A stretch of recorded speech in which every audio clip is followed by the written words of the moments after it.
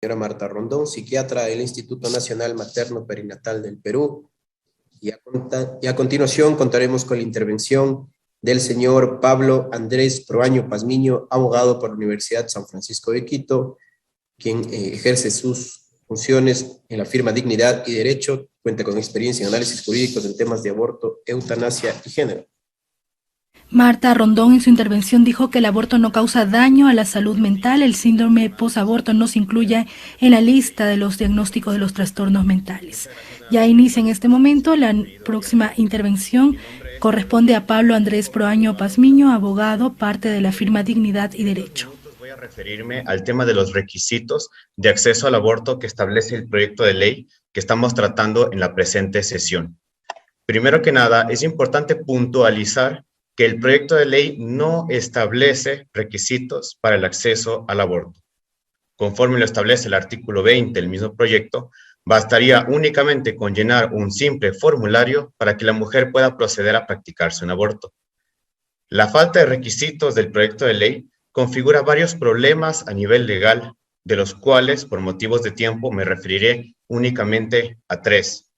El primero, la falta de requisitos desconoce en varios puntos el mandato de la sentencia de la Corte Constitucional.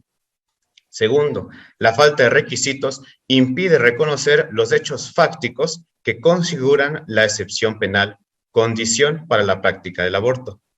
Y tercero, la falta de requisitos trae consecuencias sobre la salud de las niñas, adolescentes y mujeres, la persecución de los delitos y el ejercicio de la práctica médica. Sobre el primer punto, es importante recalcar que la Corte Constitucional despenalizó el aborto en caso de violación, no legalizó el aborto con causales. Bajo esos parámetros, el aborto en el Ecuador es una excepción penal configurada en el artículo 150, numeral 2, del Código Orgánico Integral Penal. Como toda excepción, esta debe ser demostrada y los requisitos establecidos en la ley deben ser los que permitan demostrar la configuración de dicha excepción. Es por ello que la Corte Constitucional establece que, si bien la sentencia del delito de violación no puede ser un requisito porque su emisión excedería el tiempo de la gestación, deben considerarse como requisitos otros elementos del proceso penal, como por ejemplo el examen médico, la denuncia o la declaración juramentada de la víctima. Sin embargo, estas disposiciones no han sido recogidas por el proyecto de ley. Entonces, pasamos al siguiente punto. Sin requisitos, no hay forma de demostrar que el embarazo es producto de una violación, por lo que no se puede proceder al aborto.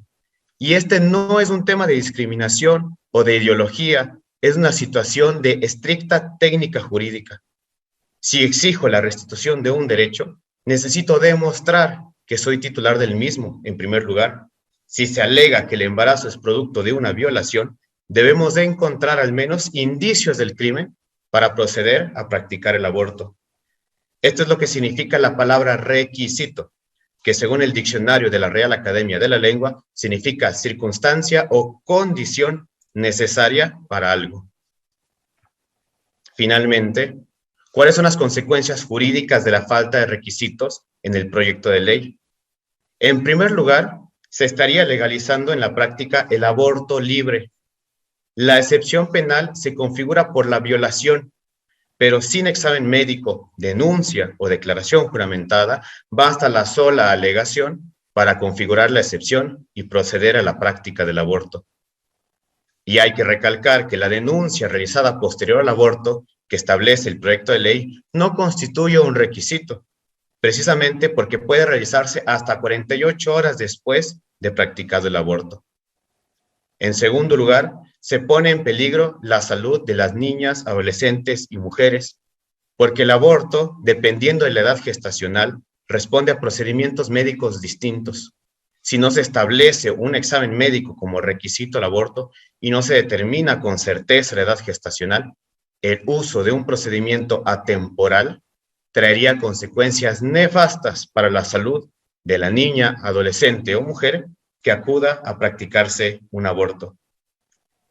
Tercero, sin la comprobación de que existió un delito, tampoco pueden activarse los mecanismos estatales para perseguir al violador, o se activarán tardíamente, o aún peor, se activarán cuando no exista un delito, afectando así a la eficacia del sistema y a las verdaderas víctimas.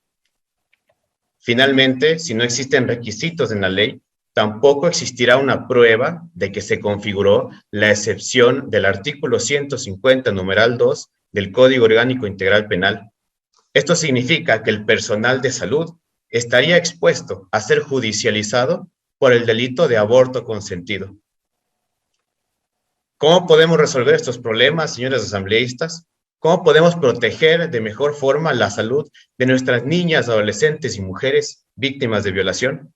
¿Cómo podemos garantizar el respeto a la vida desde la concepción en los términos establecidos por la Corte Constitucional, nuestra Constitución y los tratados internacionales de derechos humanos? ¿Cómo podemos proteger a los médicos para que puedan ejercer su profesión libremente? ¿Cómo podemos perseguir a los violadores con mayor eficacia y eficiencia? Debemos establecer en la ley requisitos de acceso al aborto que sean claros, acordes al ordenamiento jurídico y acordes a nuestra realidad nacional. Sin requisitos, señores asambleístas, no hay justicia, no hay seguridad jurídica y no hay una verdadera reparación a las víctimas de violación.